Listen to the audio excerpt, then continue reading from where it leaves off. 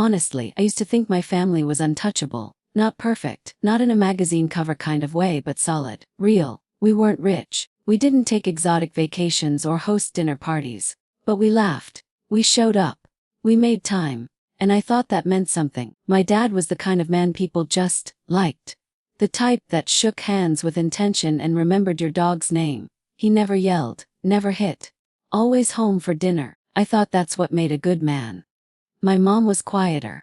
A gentle kind of tired most days, but she smiled when Dad walked in the room, like some part of her lit up again, and for a long time, I believed their love was the kind that could survive anything. Unshakable. Sacred. I looked up to him like you're supposed to look up to the stars. Distant, untouchable, a constant. When I got dumped in 8th grade, he bought me ice cream and told me heartbreak meant I was alive.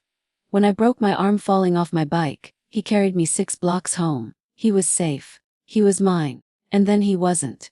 It started slow. Little things. Missed dinners. Private phone calls in the garage. That twitchy look he'd get when his phone buzzed across the room. I made excuses for him. Told myself grown-up life was complicated.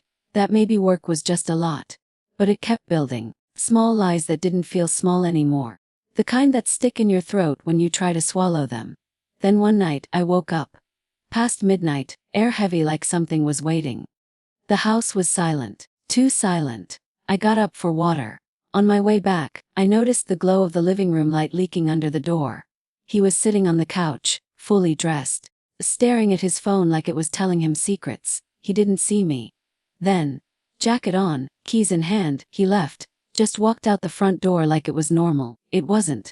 Something in me split. So I followed him. I didn't have a license yet, but I had a bike, and adrenaline. He drove slow, like he didn't think anyone was watching.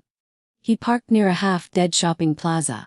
Everything was closed except for one dim bar tucked behind a liquor store. It looked like a secret. She was already there, waiting. She hugged him like she had a right to him. Then she kissed him. Not polite, not innocent. It was the kind of kiss you reserve for people you age for. I couldn't breathe.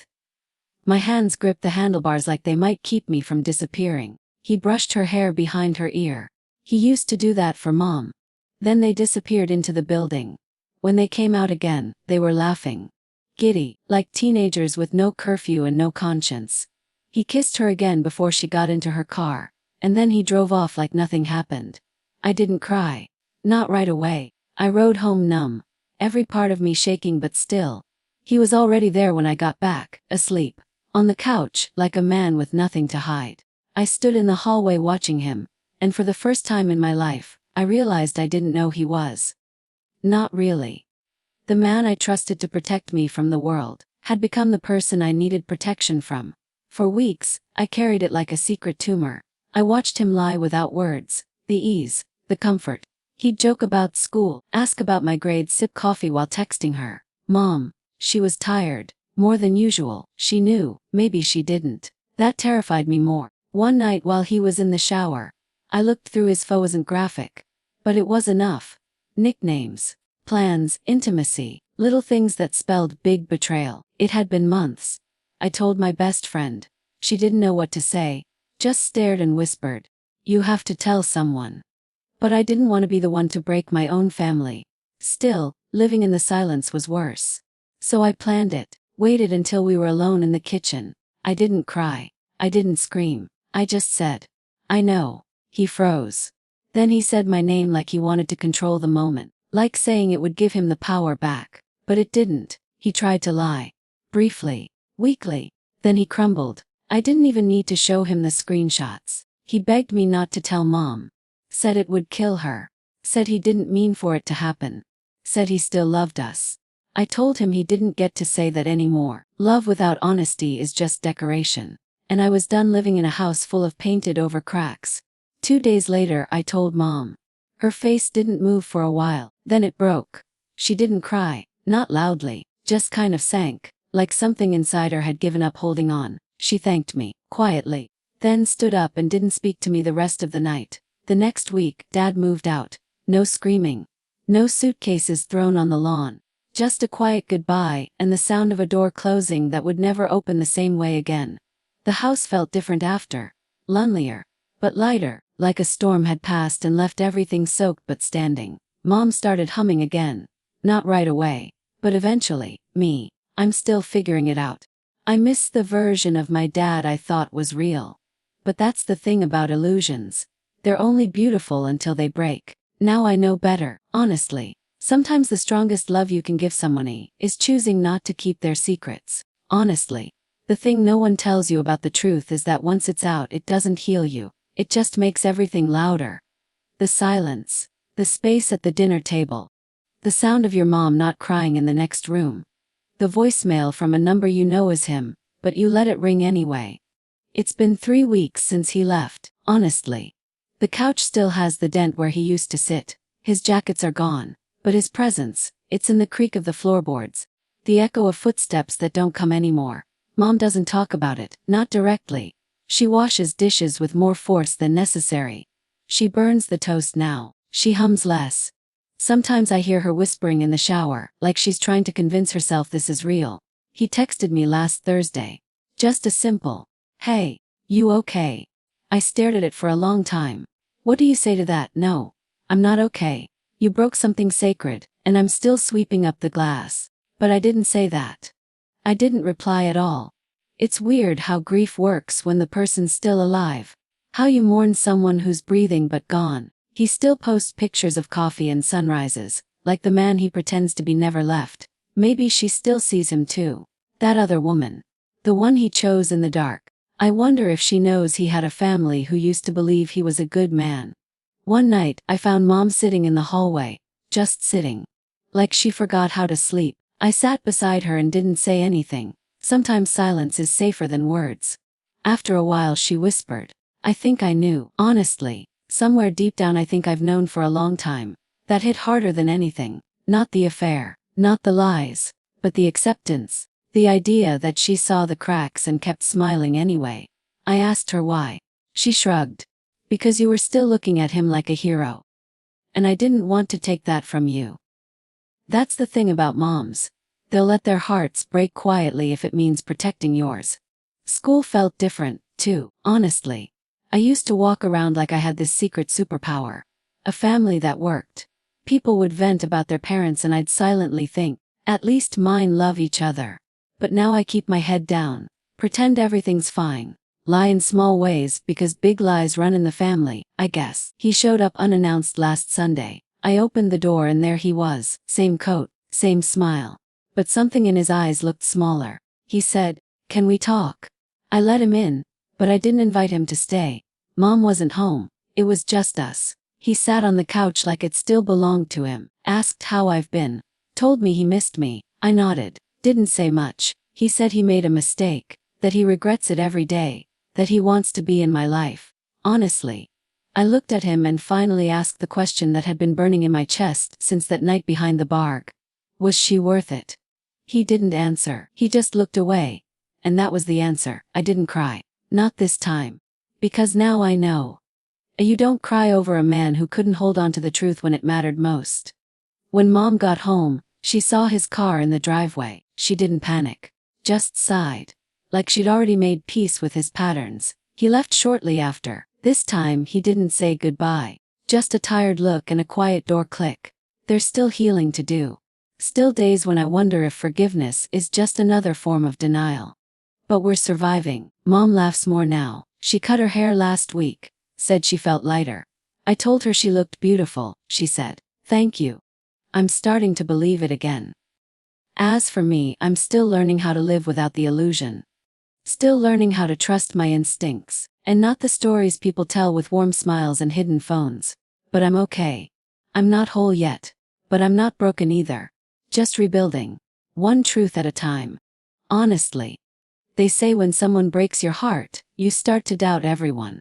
But what they don't tell you is that sometimes it's not your heart that's broken, it's your blueprint, your definition of love, your idea of safety, your trust in smiles and familiar voices. Because when the man who taught you to tell the truth was living a lie, you start asking who else?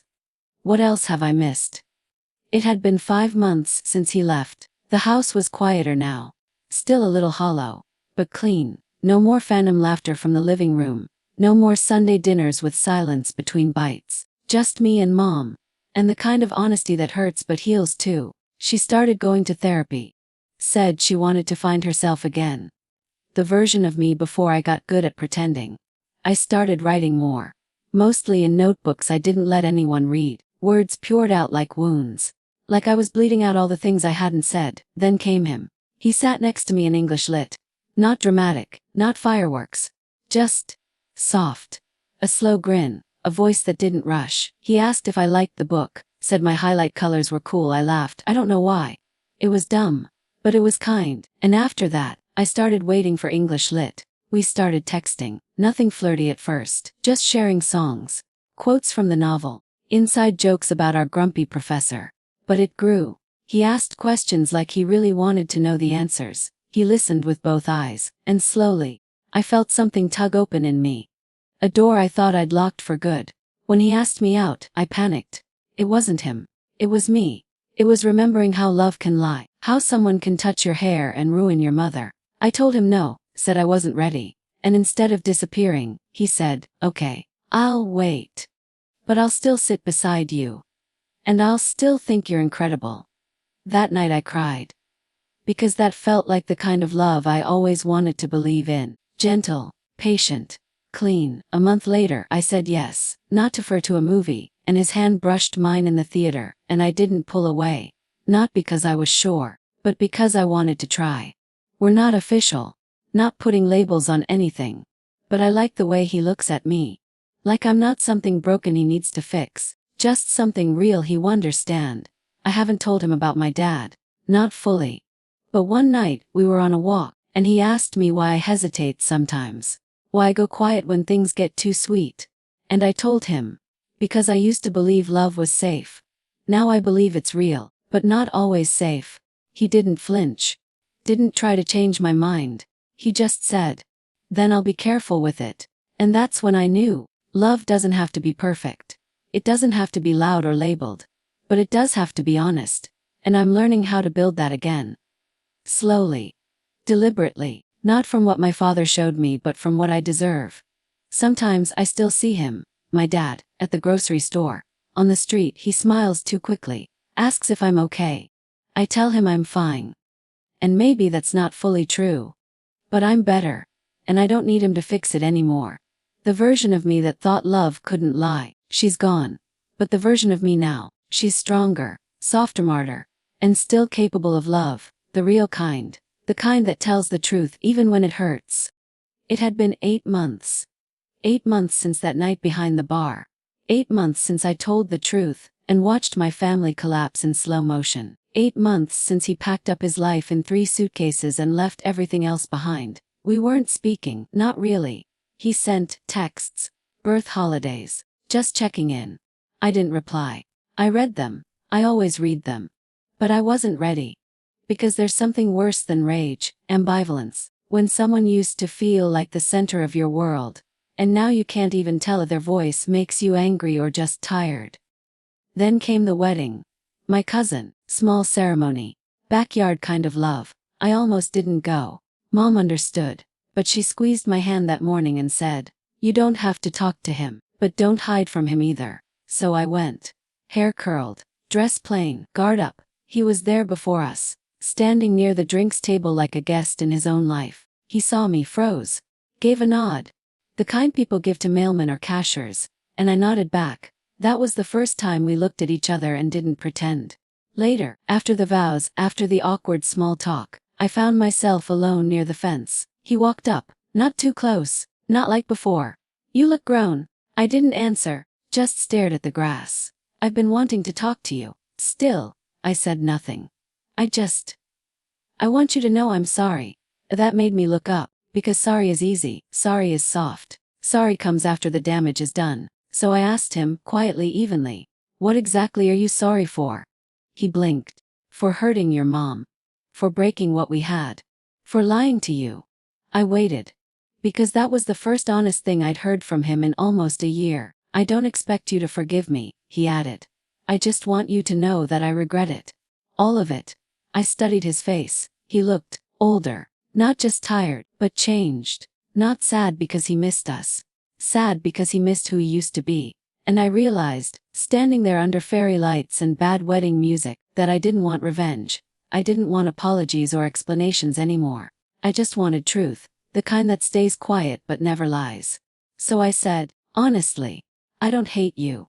But I don't know you anymore, and he nodded, like he knew that was coming. I'm trying to be better, he said. And for the first time in a long time, I believed him. Not because he earned it, but because I needed to believe in something again. We didn't hug. We didn't cry, but when he left, I didn't feel that tightness in my chest. Just space. Space where something used to live. Space I was finally ready to fill with something new. Later that night, Mom asked how it went. I told her, he's not the same. I'm not either. But I didn't feel angry. She smiled, and it wasn't forced. That's healing, she said. It's not loud, it just settles in. I still don't call him Dad in my head. Not yet, maybe not ever.